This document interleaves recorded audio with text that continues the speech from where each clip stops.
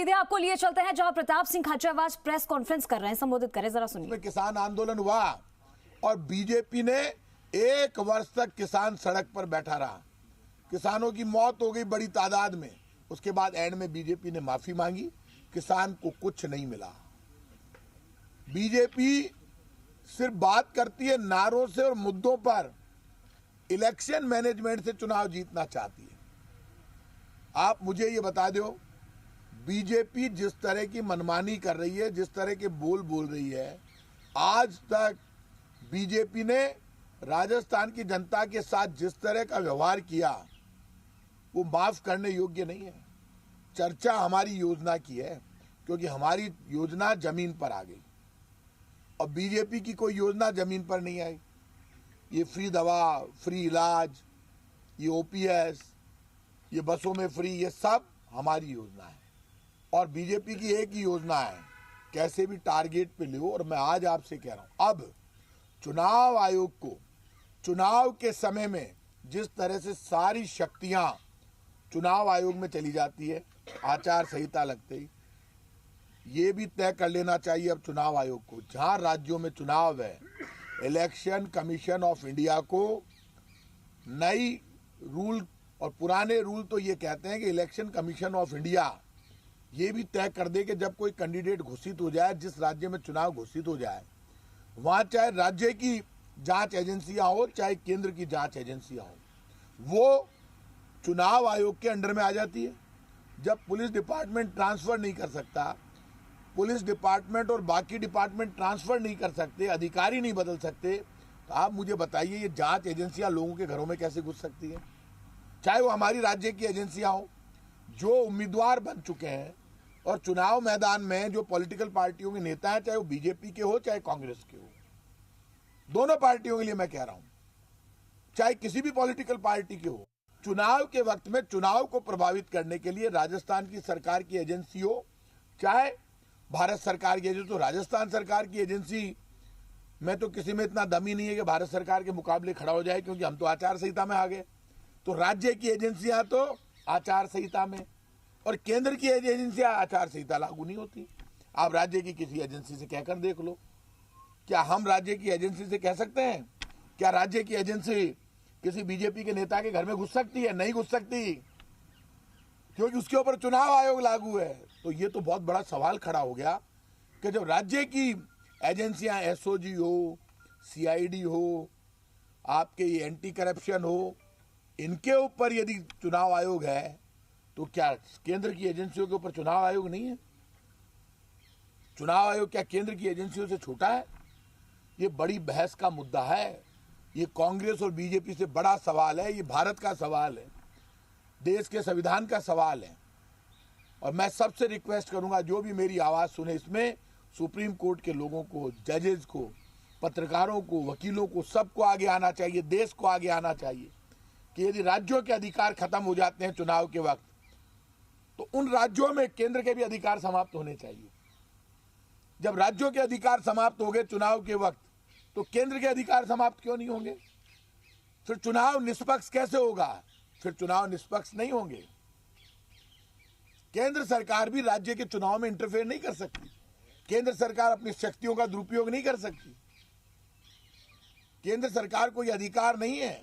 इस वक्त केंद्र सरकार यदि दिल्ली में बैठकर केंद्र का कोई भी नेता देश के लिए यदि कोई योजना जारी करता है, कोई प्लान पेश करता है और वो योजना लागू की जाती है चुनाव के दौरान, तो फिर तो चुनाव प्रभावित हो गया ना। आप तो इससे भी बड़ा काम कर रहे हैं। सारी केंद्र सरकार की पावर राजस्थान में यूज में ली जा रही है। केंद्र सरकार अपने पूरे अधिकार प्रयोग में ले रही है, लेकिन राज्य सरकार के अधिकारों पर रोक है। मुख्यमंत्री और मंत्री सब आचार संहिता में आ गए हम, लेकिन केंद्र के मंत्री आचार संहिता में नहीं आए। तो चुनाव आयोग को, केंद्र के मंत्रियों को, केंद्र की सरकार को अपने उसमें आचार संहिता के अधिकार में लेना चाहिए कि राजस्थान के राज्य में, छत्तीसगढ़ में, मध्य प्रदेश में, जहां पे चुनाव हो रहे हैं जिन राज्यों में, तो उन राज्यों में चुनाव आयोग की पावर केंद्र सरकार के किसी भी मंत्री और किसी भी नेता और सरकार, केंद्र की सरकार से ज्यादा होनी चाहिए।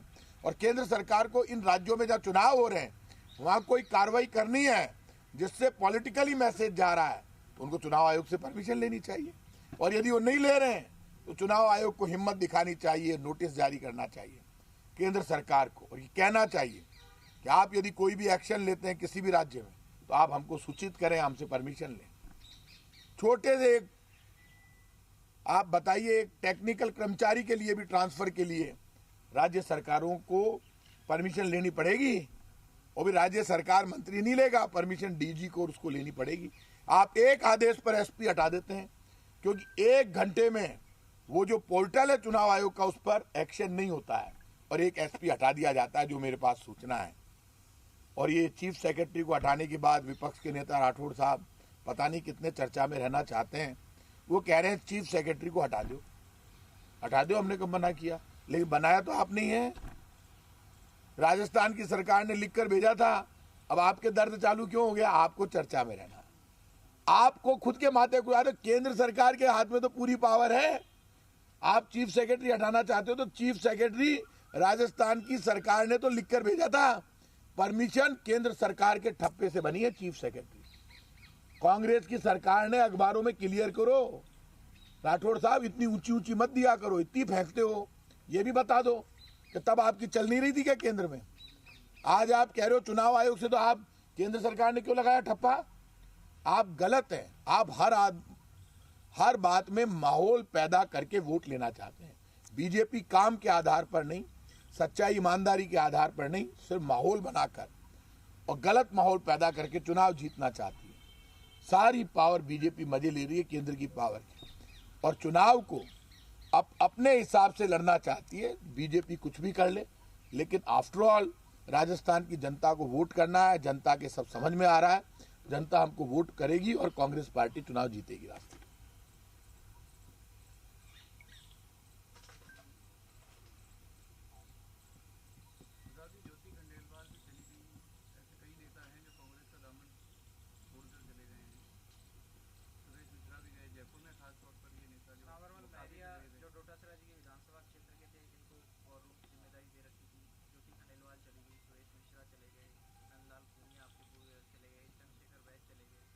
आप मुझे ये बताइए, ये इतनी मोटी मोटी पावर जिनको मान रहे हैं, जिनके नीचे जमीन नहीं है, यदि वो चले गए फिर भी बीजेपी का माहौल नहीं बन रहा। बीजेपी के एमएलए के उम्मीदवार जहां पर जा रहे हैं, लोग हाथ में काला करके खड़े, कोई कपड़ा मुंह पे फेर देता है, कोई कांच तोड़ देता है। हालात बीजेपी के जस के तस हैं।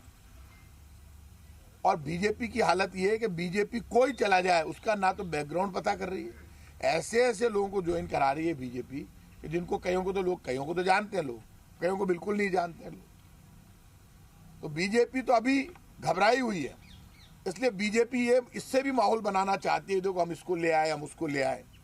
उससे होगा क्या? पब्लिकली बीजेपी अपना काम नहीं बता पा रही। बीजेपी इलेक्शन मैनेजमेंट के आधार पर लड़ना चाहती है, माहौल बनाकर।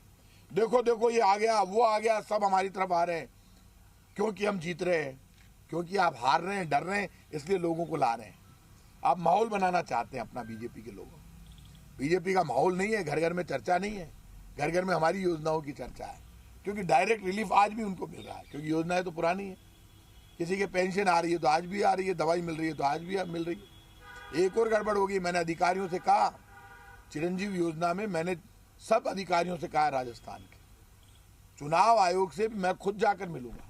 चिरंजीवी योजना बंद नहीं हो सकती, आप किसी का इलाज नहीं रोक सकते। आप बताइए, कोई भर्ती हो गया, उसके पास पैसे नहीं है, और आप चिरंजीवी योजना कैसे बंद कर दोगे? चिरंजीवी योजना क्या कांग्रेस की योजना है क्या? वो सरकारी योजना है राजस्थान सरकार की। इस दौरान क्या बीमार नहीं होगा कोई? चुनाव के वक्त में बीमार होगा तो उसको करना ही पड़ेगा। अब आप अचानक चालू करोगे नहीं तो उसके झंझट हो जाएगा। इस पर भी हम चुनाव आयोग से मिलेंगे। ये बिल्कुल गलत बात है। तो मैं तो चुनाव आयोग से रिक्वेस्ट करूंगा कि केंद्र सरकार के पावर भी जैसे हमारे सीज में वैसे होने चाहिए, जिससे इलेक्शन बहुत फेयर तरीके से हो।